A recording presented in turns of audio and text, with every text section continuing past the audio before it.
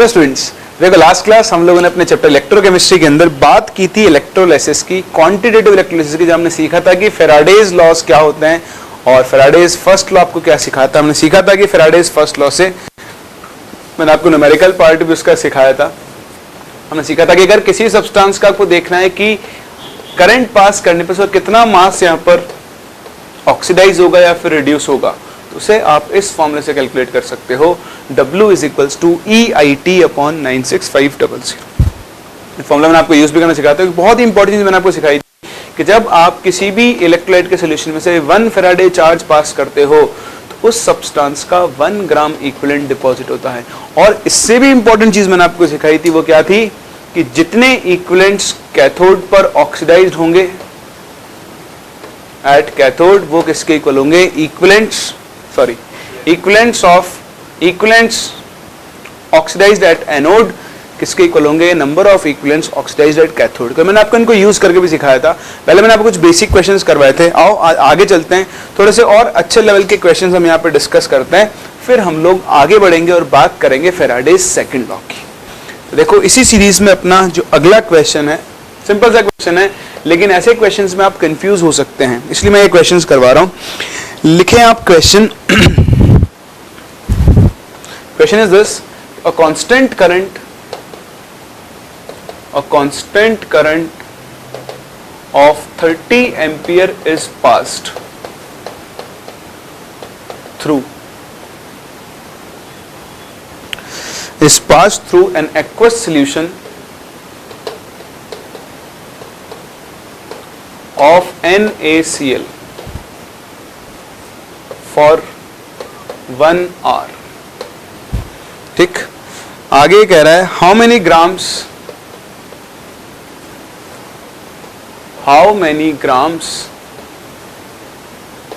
of NaOH are produced। एक part, उसके अलावा एक और चीज बोल रहा है, what is the volume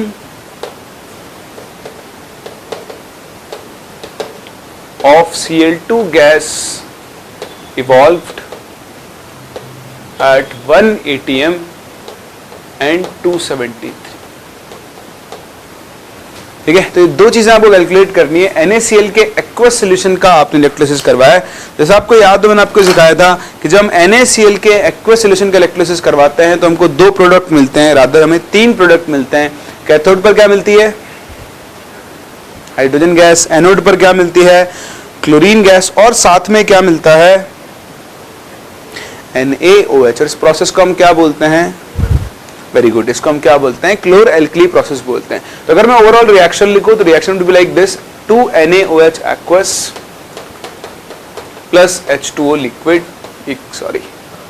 2 NaCl aqueous, ये क्या क्या बनाएगा आपके पास, NaOH aqueous, ठीक, साथ में क्या बनाएगा, हाइड्रोजन गैस, इसको बैलेंस कर लेना, और साथ में आपको क्या मिलती है, क्लोरीन गैस। लेकिन आप इस रिएक्शन से कुछ नहीं कर पाओगे, आपको ये देखना पड़ेगा कि जो कैथोड एनोड पर रिएक्शंस होती हैं वो क्या होती हैं। तो मैं बेसिकली क्या कर रहा हूं, यहाँ पर एनोड पर रिएक्शन की बात कर लेता हूं। बताओ एनोड पर क्या हो रहा होता है, Cl माइनस एक्वस का ऑक्सीडेशन हो रहा होता है। बताओ ऑक्सीडाइज होकर ये क्या बनाएगा, Cl2 गैस प्लस 2 इलेक्ट्रॉन बनाएगा। अब आप क्या करो, यहां पर Cl2 का एन फैक्टर बता दो मुझे फटाफट से, 2 आ जाएगा, 2/1 कोएफिशिएंट है ना। तो यहां पर Cl2 का एन फैक्टर 2 है, तो हम क्या करते हैं, ये निकाल लेते हैं, पहला ये वाला पार्ट सॉल्व कर लेते हैं कि भाई Cl2 का कितना वॉल्यूम मोल हुआ। तो आप Cl2 के मोल्स निकाल लो। तो देखो हमारा इक्वेशन था W is equals to EIT, तो W by E is equals to लिख दो IT अपॉन 96500। जैसे मैंने आपको सिखाया, W बाई E को हम बोल सकते हैं नंबर ऑफ इक्विवेलेंट्स, और नंबर ऑफ इक्विवेलेंट्स का फॉर्मूला होता है मोल्स इनटू एन फैक्टर। ये मैंने आपको डिराइव भी करके दिखाया था कि भाई आप इक्विवेलेंट मास की जगह क्या लिख दो, molar mass upon n factor. N factor ऊपर आ जाएगा, मोल्स इनटू एन फैक्टर हो जाएगा। तो यहां से आप ये निकाल लो कि कितने मोल्स ऑफ क्लोरीन बनेंगे। तो क्लोरीन के मोल्स इनटू क्लोरीन का n factor should be equal to, बताओ करंट कितना पास किया आपने, 30 एम्पियर, कितने टाइम के लिए, 1 आवर। तो 1 आवर को आपको इसमें बदलना पड़ेगा सेकंड्स में, तो 3600 सेकंड्स हो गए, 16 into 60 डिवाइडेड बाय किससे, 96500। देखो 00 से 00 गया, यहां से आप कैलकुलेट कर लो मोल्स ऑफ Cl2। तो थोड़ा कैलकुलेशन करना पड़ेगा अपने को। तो ये मोल्स ऑफ Cl2 कितने आ जाएंगे, देखो 36 इंटू 3 कितना आएगा 108। तो ये हो गया 1080 डिवाइडेड बाय 01, ये बन जाएगा 1930। तो ये आ गए 108 अपॉन 193 मोल्स। कितना आएगा ये 0.56 मोल्स आ गए। सही है, ये तो है Cl2 के मोल्स। अभी आपको Cl2 के मोल्स नहीं निकालने, क्या निकालना है, वॉल्यूम। तो यहां से आप बोल सकते हो कि volume of Cl2 produced at 1 atm and 273 kelvin. बताओ कितना आ जाएगा। इसके मोल्स को आप इसके वॉल्यूम 22.4 से मल्टीप्लाई कर दो, देख लेना वैल्यू जितनी भी आती है 12.53 लीटर्स। इतनी तो आ गई Cl2। सही है। अब एक बार आपको Cl2 मिल गई तो आप NaOH यहीं से बता दो, कुछ नहीं करना आपको। अगर आपको रिएक्शन लिखनी आती है तो यहीं पे अपना काम हो जाएगा। बताओ 1 मोल Cl2 बनाने के लिए कितना NaOH काम में आएगा, 2 मोल आएगा। तो अगर 1 मोल Cl2 के लिए 2 मोल NaOH प्रोड्यूस हो रहा है, बताओ आपके पास Cl2 कितनी बनी है 0.56 मोल। बताओ 0.56 मोल Cl2 के लिए कितना NaOH बनेगा, 2 into 0.56 mole NaOH, that would be equal to 1.12 mole. और बताओ 1.12 मोल का आपको मास निकालना है, तो इंटू कर दो 40 इसका मोलर मास। तो कितना आ जाएगा, ये आ जाएगा 44.8 ग्राम्स। सही है, सही ना। तो यहां से हम NaOH का मास भी कैलकुलेट कर सकते हैं। तो इस तरह के क्वेश्चंस भी आपको इलेक्ट्रोलिसिस पर मिल सकते हैं, जहां पर उसका मोल से मास पूछ रहा है जो एक्चुअल रिएक्शन में पार्टिसिपेट कर ही नहीं रहा है। ये तो यहाँ पर किसकी तरह फॉर्म हो रहा है, बाय प्रोडक्ट की तरह फॉर्म हो रहा है। तो बहुत इंपॉर्टेंट है ये NaCl के इलेक्ट्रोलिसिस की नेट रिएक्शन भी आपको लिखनी आनी चाहिए। हाफ रिएक्शन से आप Cl2 के मोल्स निकालोगे और Cl2 के मोल से आप NaOH के मोल्स भी कैलकुलेट कर सकते हो। सही है, कॉपी करो, फिर मूव करते हैं अगले क्वेश्चन पे। तो देखो इसी सीरीज में हम एक और क्वेश्चन करते हैं, छोटा सा तो नहीं है बट बहुत अच्छा क्वेश्चन है। क्वेश्चन इज कि 50 ml of 0.1 molar CuSO4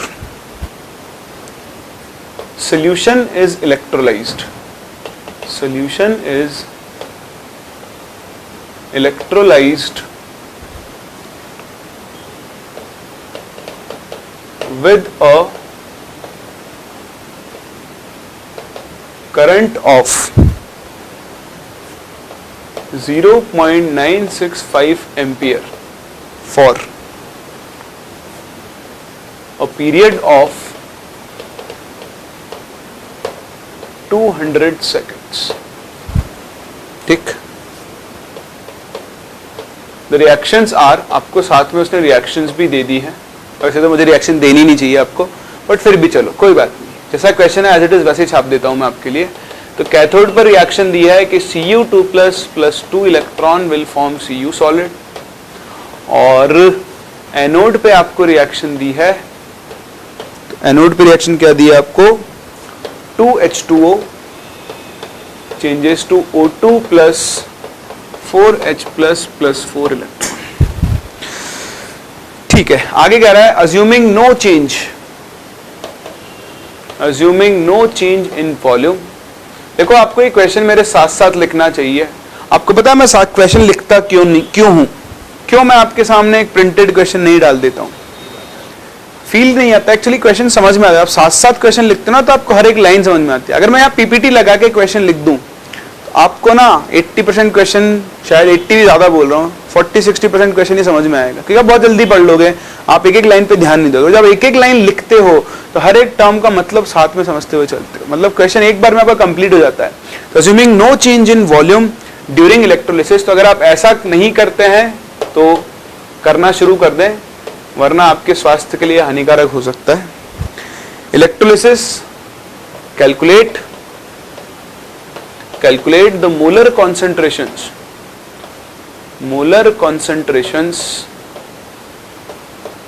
of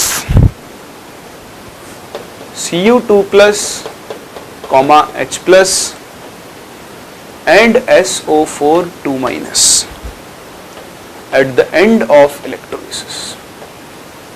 हाँ जी, हाथ पैर चलाना शुरू कर दें और बताएं इस क्वेश्चन का करेक्ट आंसर क्या आएगा।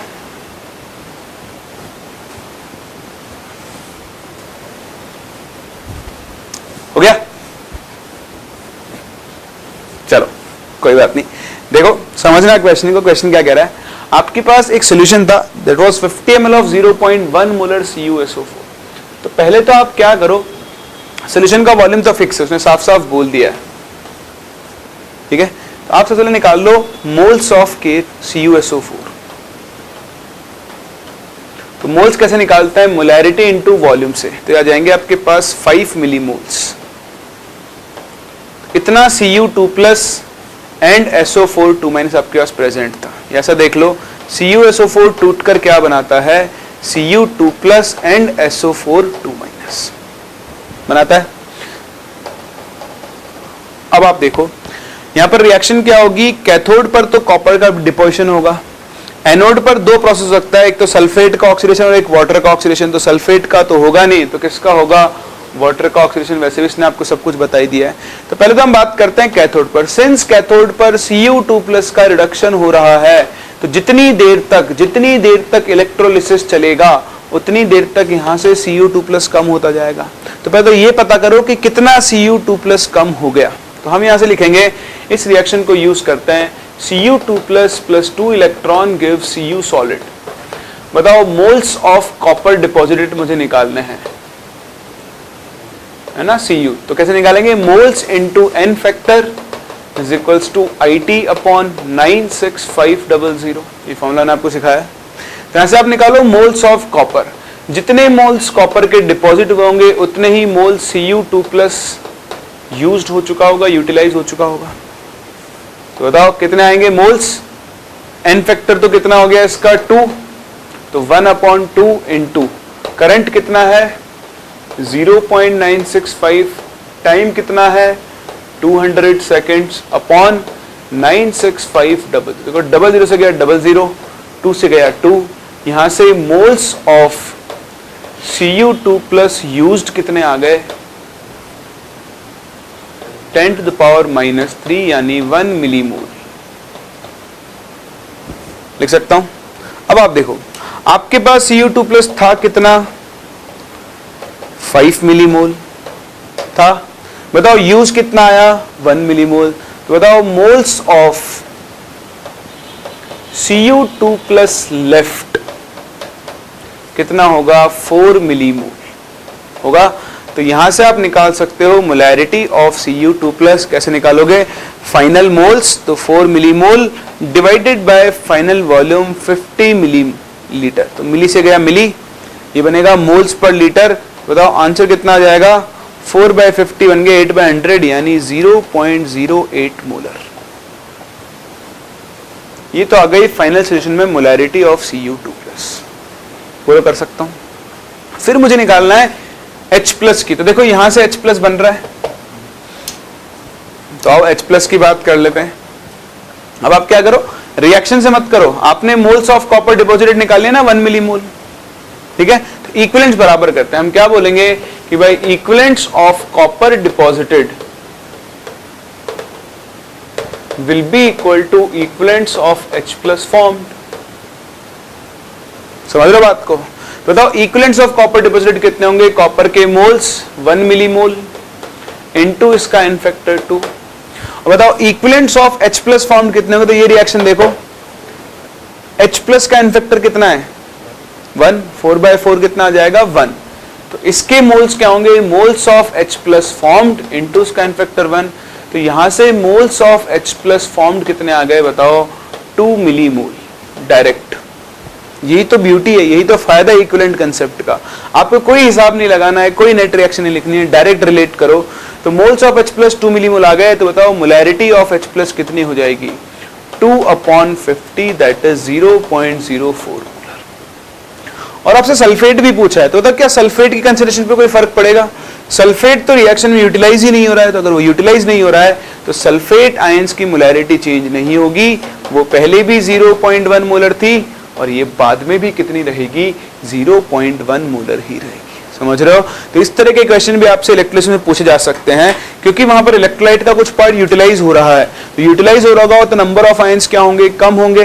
तो आपको पहले देखना पड़ेगा कि यहाँ पर कितना यूटिलाइज हो चुका है, फिर जो बचा उसको फाइनल वॉल्यूम से डिवाइड कर दो, तो आप molarity of final solution calculate कर सकते हो। ये भी बहुत अच्छा क्वेश्चन है, इस तरह के क्वेश्चंस भी आपको मिल सकते हैं। चलो एक और लास्ट क्वेश्चन इसी वैरायटी के ऊपर, फिर हम लोग बढ़ेंगे आगे और बात करेंगे Faraday's second law of electrolysis की, कि वो हमसे क्या कहता है।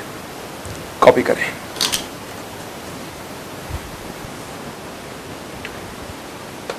चलिए, तो अपने फर्स्ट लॉ का बिल्कुल आखिरी और लास्ट क्वेश्चन, ये क्वेश्चन आपने कर लिया, मतलब आपने सब पढ़ा है, जो सब समझ में आता है आपको।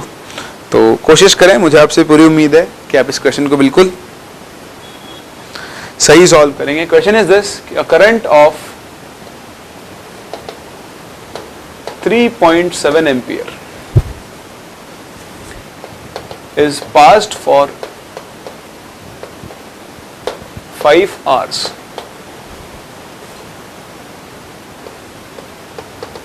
between nickel electrodes in a 0.5 liter of 2 molar solution of NiNO3 whole twice. What will be the molarity of electrolyte at the end of electrolysis?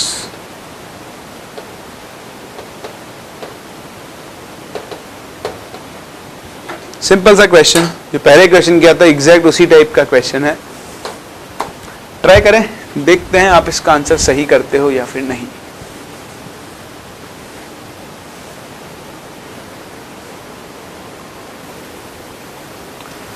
चलो, आई होप आपने अपना आंसर निकाल लिया होगा। इस क्वेश्चन का आंसर आएगा 2 मोलर।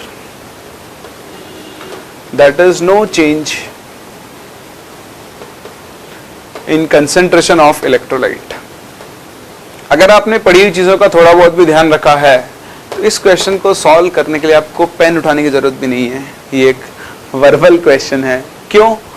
क्योंकि मैंने रिएक्टिव इलेक्ट्रोड्स यूज किए। आप देखो, इस इलेक्ट्रोलाइटिक सोल्यूशन में आपने निकल का ही कैथोड बनाया है, निकल का ही एनोड बनाया है और निकल का ही इलेक्ट्रोलाइटिक सोल्यूशन लिया है, दैट इज Ni2+।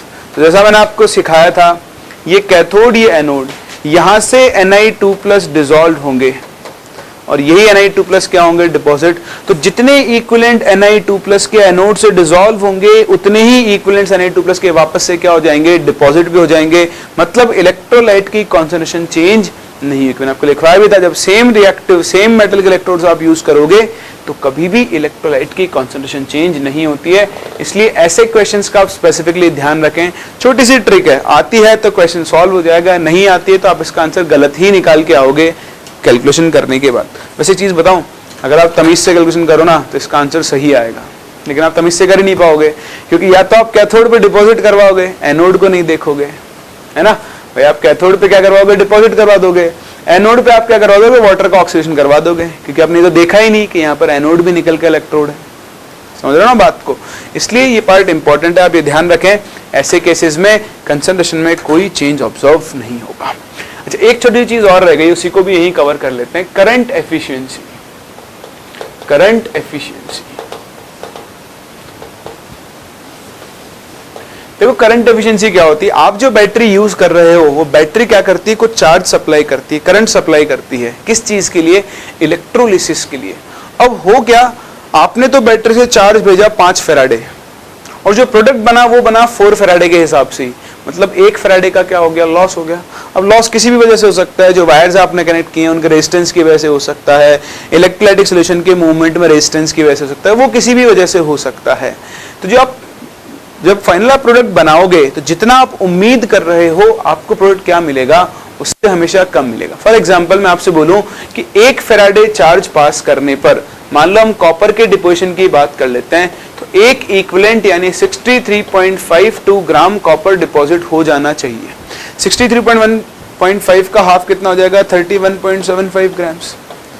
अब मान लो आपने करवाया और कॉपर डिपॉजिट ही 30 ग्राम हुआ, तो होना कितना चाहिए था, 31.75, हुआ कितना, 30 ग्राम। तो कितना डिपॉजिट हुआ अपॉन कितना होना चाहिए था इनटू 100। यहां से आप इसकी करंट एफिशिएंसी निकाल सकते हो, क्योंकि इतना करने के लिए पूरा 1 फैराडे काम में आता, तो इतना करने के लिए उससे कुछ कम काम में आया होगा। ठीक, तो आपने एक्चुअली क्या किया, या तो आप मास से निकाल सकते हो, या फिर मैं अगर करंट एफिशिएंसी का फॉर्मूला बनाना चाहूं तो मैं करंट एफिशिएंसी का फॉर्मूला क्या बनाऊंगा, भाई आपने जितना चार्ज सप्लाई किया उसका कितना पार्ट काम में आया, तो आप लिखोगे charge actually used divided by क्या लिखोगे, charge supplied from battery into क्या कर दोगे, 100। तो आप वहां से परसेंटेज करंट एफिशिएंसी कैलकुलेट कर सकते हो। तो एक तरीका तो यह है, एक तरह क्वेश्चन तो आपसे ऐसे पूछ लेगा कि बोलेगा मैंने इतना चार्ज पास किया, इतना चार्ज पास करने पर इतना डिपॉजिट हुआ, तो पहले आप फैराडेज लॉ से पता करोगे कि भाई वो कितना डिपॉजिट होना चाहिए था, कितना डिपॉजिट हुआ अपॉन कितना डिपॉजिट होना चाहिए था इनटू 100। एक तो आप यहां से करंट एफिशिएंसी निकाल सकते हैं। दूसरा हो सकता है वो आपको करंट एफिशिएंसी दे दे, प्रोसेस की करंट एफिशिएंसी दे देगा, तो एक क्वेश्चन मैं आपको उसके ऊपर बेस करवा देता हूं ताकि आप उसको यूज कर सको। तो देखो लिखें आप एक क्वेश्चन है मेरे पास आपके लिए। Question is calculate the mass of nickel deposited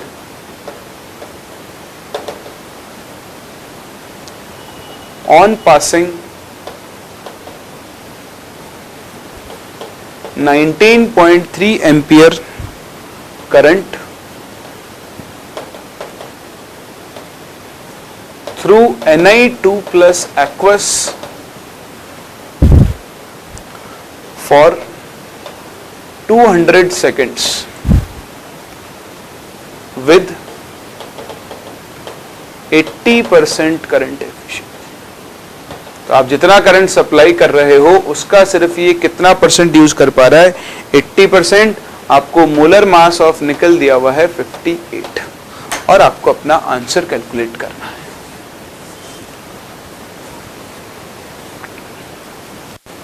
चलो, तो आपने इसको सॉल्व कर लिया होगा। इसका आंसर आ रहा है 0.93 ग्राम्स। बहुत आसान है, अब कुछ नहीं करना है, फैराडेज फॉर्मूला लगाना है और इससे निकाल लो कि मास ऑफ Ni2+ डिपॉजिट कैसे होगा। तो फॉर्मूला क्या होता है, इक्विवेलेंट मास हो गया molar mass upon n factor, 2 electron gain करेगा। करंट हो गया कितना, 19.3 एम्पियर इनटू टाइम कितना हो गया, 200 अपॉन 96500। अब लास्ट में कुछ करना है क्या, ये तो तब आता है जब इसकी एफिशिएंसी कितनी होती है, 100%। सिंस एफिशिएंसी 80% है तो आपको बस इसको 0.8 से मल्टीप्लाई सॉल्व कर लो, आपको अपना आंसर मिल जाएगा 0.928 ग्राम, जिसको हम अप्रोक्सीमेटली 0.93 ग्राम बोल सकते हैं। ये था करंट एफिशिएंसी का कंसेप्ट। कभी कभी आपको ये भी लिखा हुआ मिल सकता है, तो इसको आपको यूज करना आना चाहिए। बाकी क्वेश्चंस आपको डीपीपी में और शीट्स के अंदर मिल जाएंगे, जिनको आपको सॉल्व करना है। सारे क्वेश्चंस में जो नॉर्मल कॉमन वैरायटी बनती है मैंने आपको कवर करवा दी है, बाकी तो आप खुद अप्लाई करना सीखोगे और नए नए कंसेप्ट अपने आप सीखते चलोगे। सही है, मेरी तरफ से फर्स्ट लॉ में इतना ही। हम मूव करते हैं अपने अगले लॉ पर, that is called Faraday's second law. Heading डालें next, Faraday's second law of electrolysis.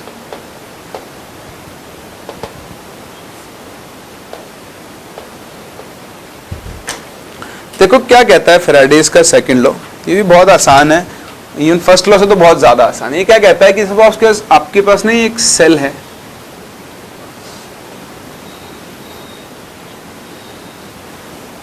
ये एक और सेल है, ये एक और सेल है, और ऐसे और भी बहुत सारे सेल्स हो सकते हैं। तो मैंने क्या किया यहां पर,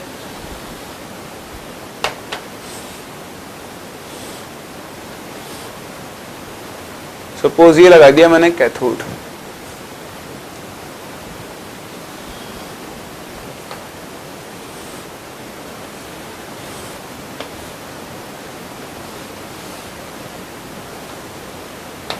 और ये लगा दिया एनोड, और इन तीनों सेल्स को मैंने सीरीज में कनेक्ट कर दिया। किसमें कनेक्ट कर दिया है? सीरीज में।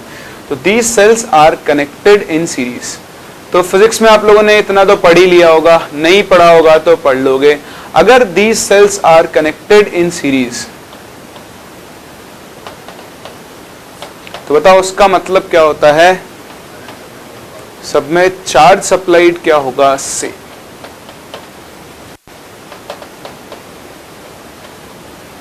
बोलोगा? अब अगर सब में सेम चार्ज सप्लाई होने वाला है, तो मैंने आपको सिखाया था कि जितना चार्ज सप्लाई करोगे उसी के प्रोपोर्शनल इक्विवेलेंट डिपॉजिट होंगे। अगर आपने 1 फैराडे चार्ज पास किया तो यहां पर 1 इक्विवेलेंट डिपॉजिट होगा। अब क्योंकि चार्ज सब में सेम जा रहा है, तो बताओ नंबर ऑफ इक्विवेलेंट्स भी क्या आने वाले हैं? सेम आने वाले हैं।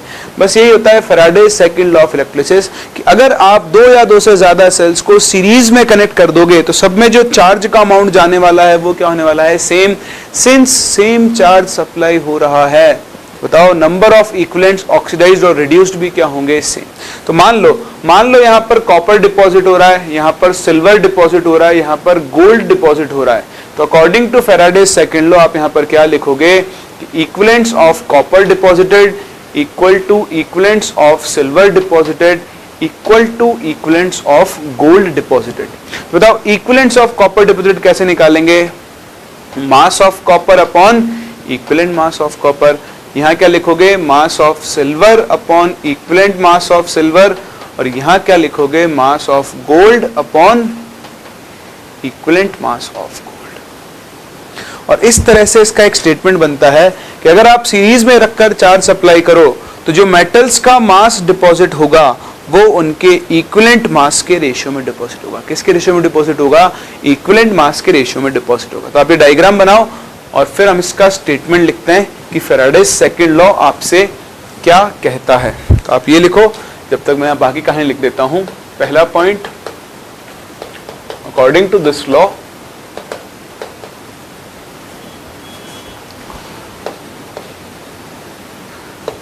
when 2 or more cells are connected in series, then same number of equivalents are oxidized or reduced as same charge is supplied। तो सिंस आपने सेम चार्ज सप्लाई किया है तो सेम नंबर ऑफ इक्विवेलेंट्स क्या होंगे? ऑक्सीडाइज होंगे, reduce, जैसे मैंने आपको दिया। इसके बाद एक तो आप ये एग्जांपल लिखते हैं, ठीक। और एक और बहुत स्टेटमेंट इस एग्जांपल को लिखने के बाद आप लिखना, that is the mass of metals, rather element बोल देता हूं, element deposited will be in ratio of equivalent mass। Actually क्या होता है, कभी कभी थ्योरेटिकल फॉर्म में ऐसे स्टेटमेंट आपको मिल जाते हैं तो आप लैंग्वेज डिपिक्ट नहीं कर पाओगे, इसलिए मैं एक बार लिखवा रहा हूं कि इसका मतलब ये भी बोल सकते हैं कि जो भी मास ऑफ मेटल डिपॉजिट होगा वो हमेशा उनके इक्विवेलेंट मास के रेशियो में क्या होगा? डिपॉजिट होगा। बस यही होता है फैराडे सेकंड लॉ। उसको यूज करना तो बहुत आसान है।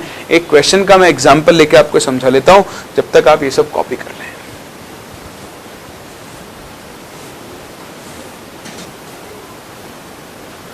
तो देखो एक क्वेश्चन कर लेते हैं। क्वेश्चन में क्या कह रहा है कि 3 cells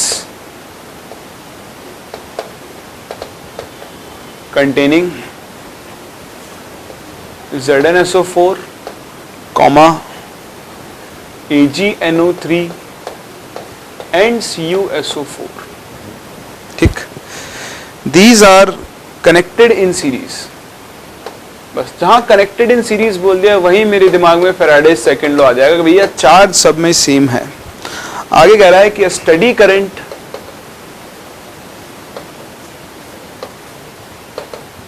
of 2 ampere, study current of 2 ampere was passed through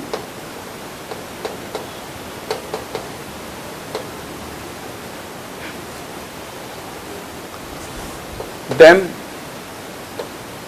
until 1.08 gram silver is deposited। आगे कह रहा है how long did the current flow?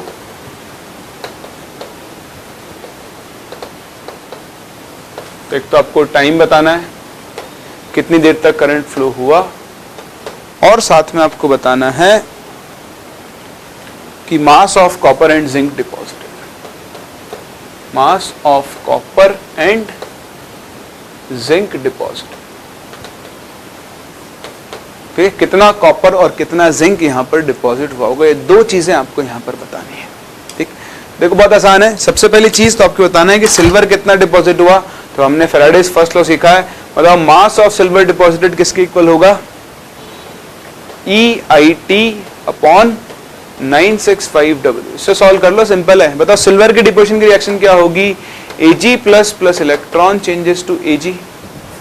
तो मास ऑफ सिल्वर डिपॉजिटेड जो आपको दिया हुआ है 1.08, n फैक्टर 1 है तो इसका इक्विवेलेंट मास इसके मोलर मास के बराबर होगा। करंट हो गया 2, टाइम निकालना है 96500। तो देखो 108 से गया 1.08, 0.01 टाइम्स ये हो गया ना, 108 तो आएगा, n फैक्टर 1 है, Ag प्लस का टाइम ही तो निकालना है। तो बताओ टाइम की वैल्यू कितनी आ जाएगी, ये आ जाएगा 965/2, और देख लेना आप जितना भी आता है, इतने सेकंड्स आपको अपना टाइम मिल जाएगा, पहला पार्ट। दूसरा पार्ट तो और भी आसान है, सिंस तीनों सेल सीरीज में कनेक्टेड हैं तो इक्विवेलेंट्स ऑफ सिल्वर बताओ किसके इक्वल हो जाएंगे, इक्विवेलेंट्स ऑफ कॉपर और इक्विवेलेंट्स ऑफ जिंक। अब बस n फैक्टर्स का ध्यान रखना। तो देखो इक्विवेलेंट्स ऑफ सिल्वर कैसे निकालोगे, मास of silver upon equivalent mass of silver. बताओ इक्विवेलेंट्स ऑफ कॉपर कैसे निकालोगे, मास of copper upon equivalent mass of copper होता है 63.5/2। यहां से आप मास ऑफ कॉपर निकाल लोगे। सेम ऐसे जब जिंक निकालना है तो आप लिखोगे mass of zinc upon equivalent mass of zinc होगा 65/2, इसका n फैक्टर। एक बार इन दोनों को इक्वेट करो, मास ऑफ कॉपर मिल जाएगा, एक बार इन दोनों को इक्वेट करो, आपको क्या मिल जाएगा, मास ऑफ जिंक मिल जाएगा। कर सकते हैं। तो बस यही होता है आपके फैराडेज लॉ, और यहीं पे अपने चैप्टर का सेकंड पार्ट भी खत्म होता है, दैट इज इलेक्ट्रोलाइटिक सेल, है ना।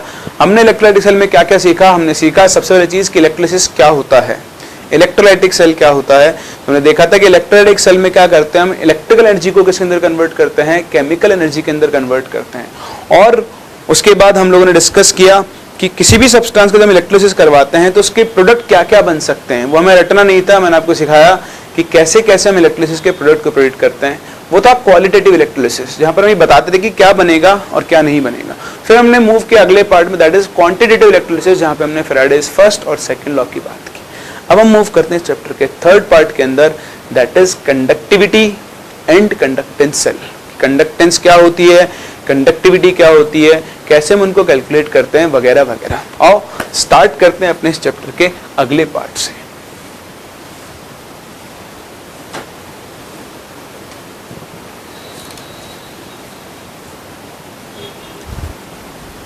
चल इसको भी उड़ा ही लेते हैं क्योंकि फिर दिक्कत आएगी। तो आप हेडिंग डालें अपने टॉपिक में अगली, कंडक्टेंस एंड कंडक्टिविटी सेल। कोशिश करें नए पेज से शुरू करने की। सो कंडक्टेंस एंड कंडक्टिविटी सेल, ये अपने चैप्टर का थर्ड पार्ट आता है। ठीक, अब जो आपने पहले सीखा उससे इसका थोड़ा कम लेना देना है, बिल्कुल अलग पार्ट है, लेकिन है इलेक्ट्रोकेमिस्ट्री का ये पार्ट और बहुत इंपॉर्टेंट है, इससे भी आपसे क्वेश्चंस पूछे जाते हैं। तो सबसे पहले तो मैं आपसे कंडक्टर्स की बात कर लेता हूं। जब कंडक्टेंस की बात कर रहे हैं तो सबसे पहले हम सीखते हैं कंडक्टर्स के बारे में। ठीक है, कंडक्टर्स दो तरह के होते हैं, एक प्राइवेट बस के और एक रोडवेज बस के। है ना? नहीं नहीं, कंडक्टर्स दो तरीके के होते हैं। एक होते हैं आपके पास मेटालिक, या फिर आप इन्हें इलेक्ट्रॉनिक कंडक्टर्स बोलते हो। क्या बोलते हो? मेटालिक या फिर इलेक्ट्रॉनिक कंडक्टर्स। और दूसरे होते हैं आपके पास इलेक्ट्रोलाइटिक कंडक्टर्स।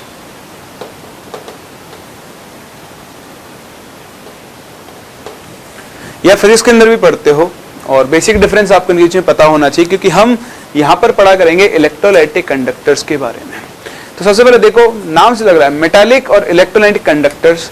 सबसे पहले इनके अंदर करंट किसकी वजह से फ्लो होता है? तो मेटालिक कंडक्टर का एग्जांपल है कॉपर वायर हो गया, सिल्वर वायर हो गया। बताओ कॉपर वायर में करंट किसकी वजह से फ्लो होता है? मूवमेंट ऑफ फ्री इलेक्ट्रॉन्स की वजह से। सबसे पहली बात, यहां पर जो आपके चार्ज कैरियर्स हैं, जो कंडक्शन है, the conduction is due to, है ना, आपने बचपन में ही पढ़ा हुआ है, ऐसी बात नहीं जानते हो। Movement of free electrons. Electrolytic conductor, बताओ NaCl के एक्वस सॉल्यूशन में अगर मैं 2 इलेक्ट्रोड लगा दूं और बैटरी शुरू कर दूं तो करंट फ्लो होगा या नहीं होगा? NaCl के सॉल्यूशन में 2 इलेक्ट्रोड लगा के करंट शुरू कर दूं तो बताओ करंट सॉल्यूशन में फ्लो होगा या नहीं होगा? होगा। इतनी देर से वही तो रहा है, इलेक्ट्रोलिसिस में सीखा क्या है आपने? वहां क्यों फ्लो होता है? आयंस की वजह से। तो वहां पर एक इलेक्ट्रोलाइट है, उस इलेक्ट्रोलाइट के अंदर फ्री आयंस हैं। आयंस सिंस मूव कर सकते हैं, तो चार्ज मूव कर रहा है, तो बताओ क्या फ्लो होगा? करंट फ्लो होगा। तो यहां पर जो कंडक्शन होता है, जो करंट फ्लो होता है, conduction is due to movement of ions. तो सबसे पहली चीज, इलेक्ट्रॉनिक या मेटालिक कंडक्टर्स में conduction movement of free electrons की वजह से होता है, जबकि इलेक्ट्रोलाइटिक कंडक्टर्स के अंदर कंडक्शन किसकी वजह से होता है? मूवमेंट ऑफ आयंस की वजह से होता है। सेकंड इंपॉर्टेंट चीज, आप बताओ, ये कॉपर वायर है, जब इसमें करंट फ्लो होगा तो क्या यहां से कॉपर उठ के यहां जाएगा? नहीं होगा ना। जहां कॉपर तो कॉपर है, इलेक्ट्रॉन ट्रांसफर होते जाएंगे। कहने का मतलब यह है कि यहां पर कोई मैटर का ट्रांसफर नहीं होता है। No matter transfer occurs. बहुत बढ़िया। यहां पे होता है, देखा था ना आपने, सोडियम आयंस कैथोड पर जाएंगे, या कॉपर आयंस देख लो, कैथोड पर जाते हैं, 2 इलेक्ट्रॉन गेन करके क्या बनाते हैं? Cu solute. इसका मतलब सॉल्यूशन से कैथोड पर मैटर का ट्रांसफर हो रहा है। तो हम ये लिख सकते हैं कि मैटर ट्रांसफर इज पॉसिबल, या मैटर ट्रांसफर अकर्स। ठीक है। थर्ड पॉइंट, बताओ, जब एक कॉपर वायर में करंट फ्लो होता है तो क्या वहां कोई केमिकल रिएक्शन होती है? कैसे होता है कि कॉपर से कॉपर सल्फेट बन जाएगा, कॉपर ऑक्साइड बन जाएगा? ऐसा कुछ नहीं होता है ना। इसका मतलब यहां पर कोई केमिकल चेंज नहीं होता है। No chemical change occurs. लेकिन यहां तो होता है, देखो Cu2+ से Cu सॉल्ट बन जाएगा। आपने देखा था, हमने NaCl के एक्वस सॉल्यूशन का जब इलेक्ट्रोलिसिस करवाया था तो आपके पास NaOH H2Cl2 बन रही थी। इसका मतलब यहां पर केमिकल चेंजेस होते हैं। इलेक्ट्रोलाइटिक कंडक्टर में क्या होते हैं? केमिकल चेंजेस अकर्स या टेक्स प्लेस होगा। Last and very very important चीज, मेटालिक कंडक्टर्स। मेटालिक कंडक्टर्स के लिए on increasing temperature conductivity decreases due to increase in resistance। ये आप लोग फिजिक्स में भी सीखते हो। जब आप एक मेटालिक कंडक्टर ने कॉपर वायर को अगर आप हीट करोगे तो उसके इलेक्ट्रॉन्स की काइनेटिक एनर्जी क्या हो जाती है? बढ़ जाती है। साथ में जो कर्नल्स हैं, जो मेटल आयंस हैं, उनकी भी काइनेटिक एनर्जी बढ़ेगी, वाइब्रेशन एनर्जी। तो वो क्या होता है? आपस में टकराने ज्यादा लग जाते हैं। तो इलेक्ट्रॉन बार बार टकराता रहेगा, तो देखो एक तो इलेक्ट्रॉन ऐसे जा रहा है, एक ऐसे ऐसे जा रहा है। बताओ टाइम ज्यादा कहां पर लगेगा? वो टकराता हुआ चल रहा है। तो उसके टकराने की वजह से क्या होता है? उसके पाथ में रेजिस्टेंस बढ़ जाता है, और रेजिस्टेंस बढ़ने की वजह से बताओ यहां पर क्या होती है? कंडक्टिविटी डिक्रीज होती है। लेकिन अगर आप इस केस में आ जाओ तो यहां पर on increasing temperature conductivity increase होती है। एज उसका रीजन मैं आपको समझाता हूं। यहां पे देखो क्या होता है, ऐसा कि टेम्परेचर बढ़ाने पर यहां पर कंडक्टिविटी बढ़ती है। क्यों बढ़ती है? तो आप देखना, in electrolytic conductors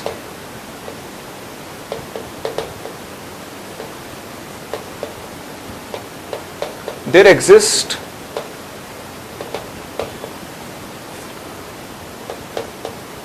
three types of interactions, तीन तरह के इंटरैक्शंस यहां पर एग्जिस्ट करते हैं। कौन कौन से? सबसे पहला इंटरैक्शन तो होता है सोल्यूट सोल्यूट इंटरैक्शन। ये क्या होता है भाई? ये ऐसा होता है कि जैसे आपके पास ये कंटेनर है, इसमें आपने जल भरा है ना, पानी भरा, और इसमें नमक डाल दिया। नमक बोले तो Na+ और Cl-। अब बताओ, ये जो पानी में Na+ और Cl- घूम रहे हैं, क्या इनके बीच में कोई अट्रैक्शन फोर्स काम नहीं कर सकता है? पॉजिटिव नेगेटिव ऑब्वियसली दोनों जरूर क्या करेंगे? अट्रैक्ट करेंगे। तो ये होता है सोल्यूट सोल्यूट इंटरैक्शन। ये किसको रिप्रेजेंट करता है? This represents attraction between ions of electrolyte. पहला type of interaction. Second type of interaction, that is called solute solvent interaction.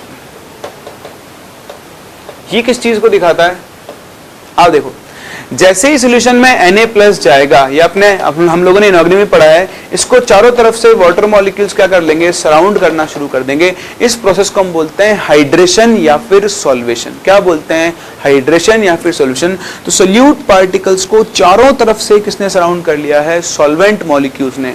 So this interaction is related to solvation और hydration. सही है। और जो थर्ड टाइप का interaction होता है, that is called solvent solvent interaction, and this one is related to viscosity of solvent.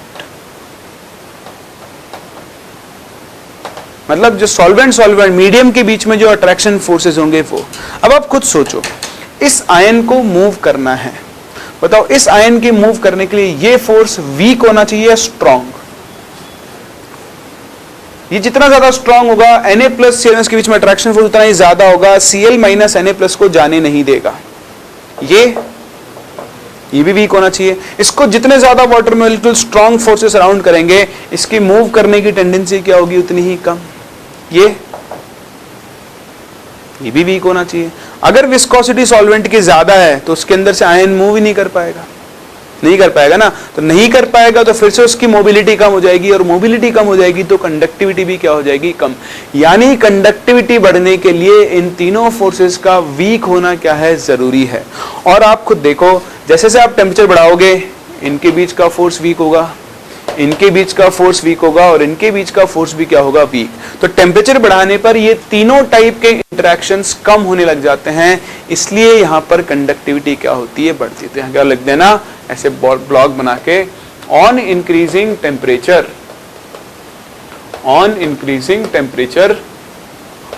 All the three types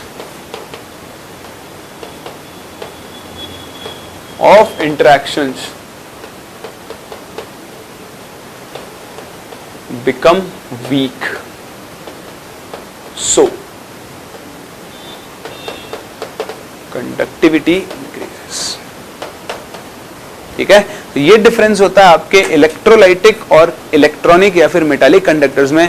जहां metallic conductors में टेम्परेचर बढ़ाने पर कंडक्टिविटी कम होती है, वहीं इलेक्ट्रोलाइटिक कंडक्टर्स के अंदर टेम्परेचर बढ़ाने पर कंडक्टिविटी क्या होती है? बढ़ती है। और एक और छोटी सी चीज, चाहे आप मेटालिक कंडक्टर ले लो चाहे इलेक्ट्रोलाइटिक कंडक्टर ले लो, दोनों के दोनों ओम्स लॉ को फॉलो करते हैं। Both electronic and electrolytic conductors